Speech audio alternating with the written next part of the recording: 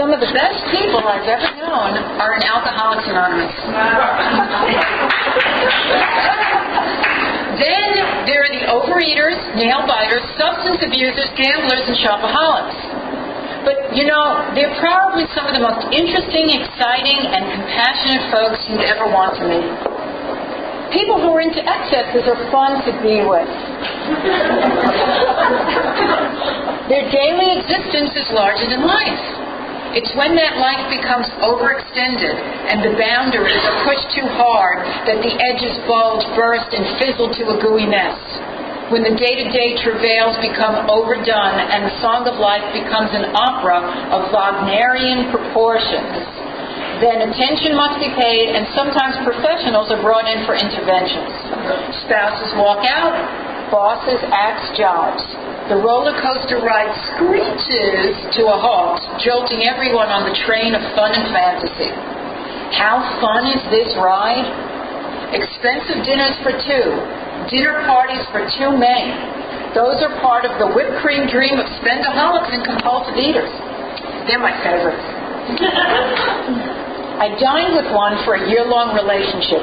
It meant endless trays of sushi, a non-stop supply of sake, and even birthday cards from our favorite sushi chef. Arigato! We dined and grazed with such intensity and passion, we joked that a child conceived in our courtship would be named Buffet.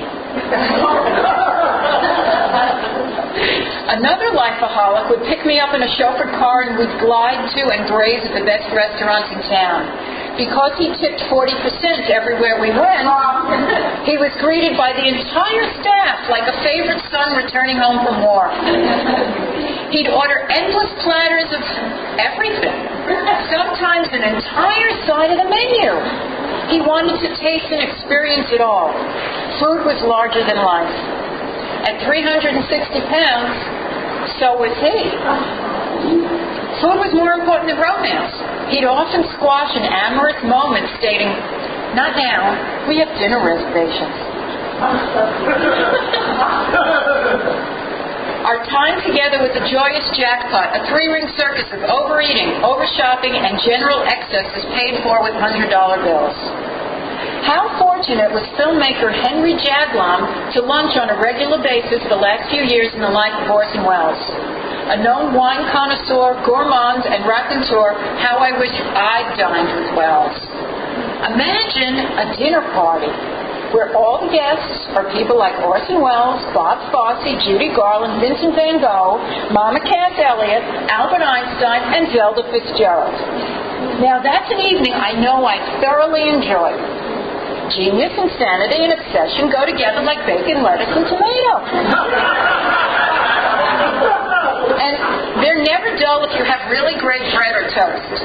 Speaking of toasting, if it's personality you want, there's no one better than a drunk. They can be warm and loving one minute, cruel and violent the next. When someone's a serious drinker, his or her moods resemble the weather in New Mexico. Stick around and it will change every few hours. The interesting thing about drunks is when they get sober and stop drinking, the colorful personality still prevails. So if you're looking for companions with primo personalities, hang around 12-step meetings. You'll get the best of the heart and soul without the high bar tabs. I've known sex, drugs, and shopping overachievers. Oh, to be on the receiving end of a shopaholic's love. In the romantic or discovery stages, they seem generous, almost as if every day were your birthday. Then one realizes they are clearly trying to buy your love and or buy their way out of their own self-loathing. That's when you realize that if you hooked up with them, you'd marry their debt and money problems. But oh, the roller coaster rides, the highs and lows of loving someone whose passions have no limits. Everything you do together is 4th of July, prom night, and turning 21 all rolled into one vibrant bouncing ball that can flame into fireworks or shatter like running into a storefront window. All at a moment's notice. I've been on the ride in the passenger seat so many times, the ticket taker knows my name. It's never dull and always entertaining, keeping you on the edge of your seat. Then there's the addiction that most closely touched my life, sexual addiction. I shared an apartment quite platonically with a man who'd spend his days obsessing about how many teenage boys, sailors, and refrigerator repairmen he could seduce in our apartment on any given day. The highs and lows peaked for me when I came home to the middle-aged pedophile hosting twin boys from the local high school. A pile of baseball caps and high-top sneakers in a corner of our living room. There was also the husbands who couldn't mate in captivity. He thought sex with his spouse was a little too intimate. But sex with an anonymous stranger was an athletic release, a lot like tennis. That was his justification. He had some racket. Both of these sexually addicted males were successful and award winners in their professional fields. Need I say that they were never dull? What can be said about a person who constantly befriends and is addicted to people consumed by their obsessions and compulsions? Are they afraid of the dull, droll workaday world and the worker bees who trudge through it? Are they addicted to compulsive people? Do they have their share of addictions themselves? Just ask my therapist.